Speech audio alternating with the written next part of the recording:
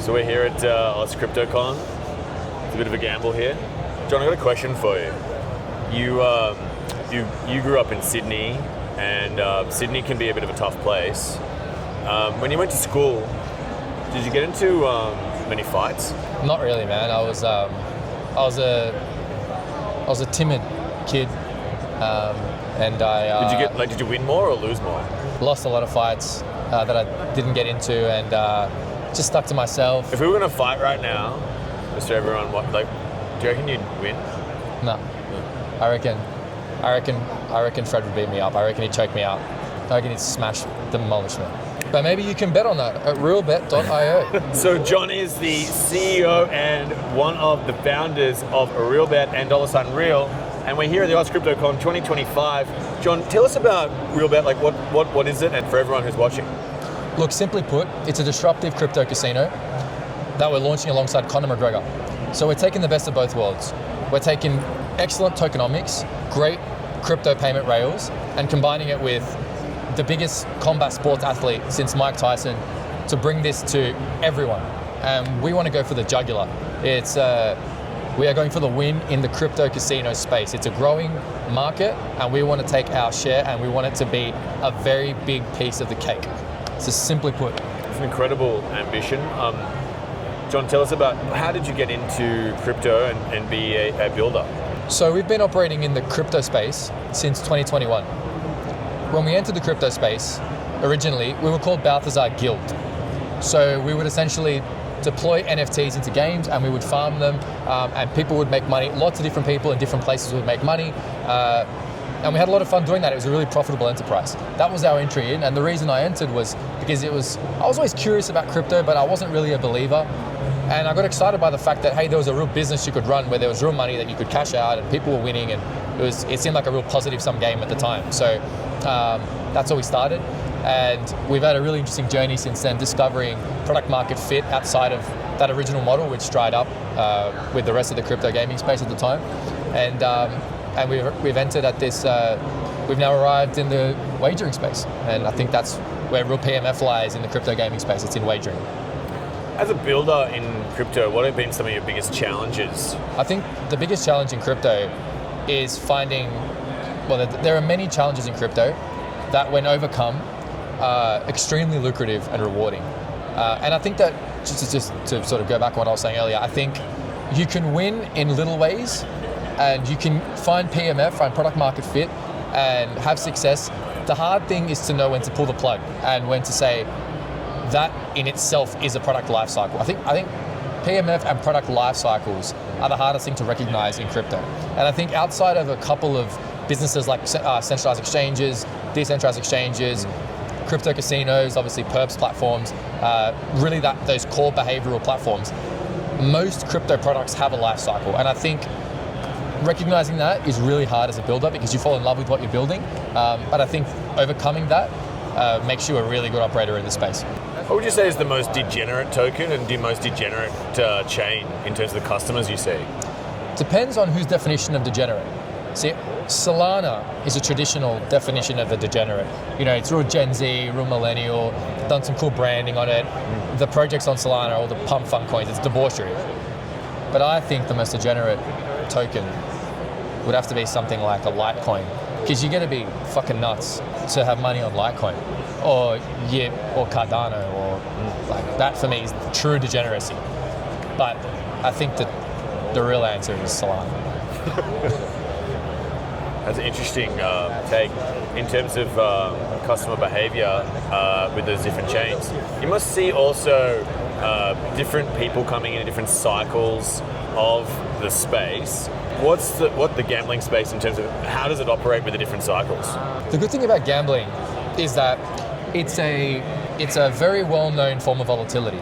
It's a stable form of volatility that people trust. You trust the fact that there's a random number generator. You know how much money you're going to get back. You understand the general mechanics of it, whether it's a slot machine, whether it's sports betting odds, whether it's a table game. And what that means is when volatility is lower in a bear market, people look to find that volatility elsewhere. And casinos are a great place for that. I think that casinos are, and I think So in terms of where casinos sit in a cycle, I think they sit really well, whether it's a crab market where the market's moving sideways, or a bear market where there's not a lot of volatility moving around. People still want opportunities to get that dopamine and to have fun and to make money. And even in a bull market where we see different types of games, people innovate with different types of games, like trading games, for example, where it can be a combo of an RNG and a prediction market, replicating what you would find in a public market. So yeah, I think that they fit really well in the crypto space, and they very much are aligned with crypto behavior and what people like to do in crypto. And for the builders out there as well, how do you balance growth with like getting customers and marketing the token? That is the golden question. I think that the token in itself is a product. Okay, the token, if you don't have a really clear reason for a token, then a lot of people say don't launch a token. I don't say that. I say just make sure you have enough attention to sustain a token. Okay, and that can be done. And we saw that with meme coins, right? Meme coins don't have utility, and they're honest about that, which is a good thing, right? Like people want that. But just be open about that and say, you know what, guys, we're launching a token. We might be a DeFi protocol, but there's no revenue tied into the token.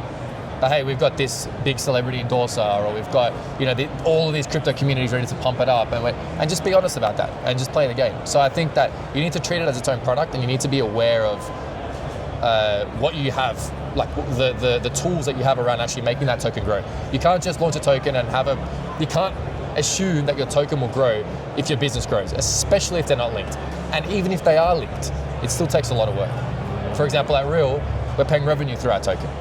But the awareness around that, there's a lot required. It's a very competitive space. So our job is to obviously build an excellent business and to pay, in our case, 50% of the net gaming revenue into that token to build it up. So just make sure you're aware that the token is its own product, and just be intentional with what you plan on doing with it. And in terms of right now in the cycle, where we're sort of coming up to that end of that 4 years, how are you thinking about your product and the token from here? Like what's sort of your posture and yeah, where are you at? What's your sort of house view? Look, our plan from here on is simple, not easy to achieve, but simple in its mission. Build a brilliant casino. Build the best casino in the market. Get heaps of customers, reward our customers, keep them happy, treat every customer like a VIP, and feed the revenue into the token. And we think that the combination of those two things will create stability in our token price, and obviously we get to focus on running a great business, which is fundamentally what I personally love to do as a founder, and I know my team likes to do the same thing. So that's our plan. It's just run a really good business and feed the revenue into the token. And then obviously we have the Conor McGregor promoting that as well, which will be a huge part of it, and he has a percentage of ownership in the casino too. So we're excited for that, all together. Obviously, working with Conor McGregor is pretty intense. Can you tell us like one of your most radical stories that when you were as you've been working with Conor? Man, he's just an unbelievable athlete and an operator. Like, you see it when you're filming with him on set, the way he rehearses things, and he's a brilliant individual, and he's so successful. There's funny stories with Conor. I mean, him rocking up like 8 hours late to a shoot in like just Conor McGregor fashion. Like, I'm sorry I'm late. I just don't give a fuck. Just real classic Conor. But when he's there, he delivers, and that's why people are just sitting there waiting for him. And we did some really cool stuff in his presidential bid as well on Twitter, and he was aiming for the stars on that. He was. Some pretty epic people reached out to him publicly. The president of El Salvador, big crypto founders, big crypto pundits in the US, commentators, journalists. So yeah, it's been a crazy journey working with him, and the doors it's opened for us, it's been unbelievable. And I feel like so far we've been able to add a lot of value to him, and now with this casino launch, it's going to be a great partnership. But yeah, crazy stories. It's just been a crazy journey. Thanks so much for sharing your advice and being a builder, and obviously best of luck obviously with this launch. Super exciting. Thank you.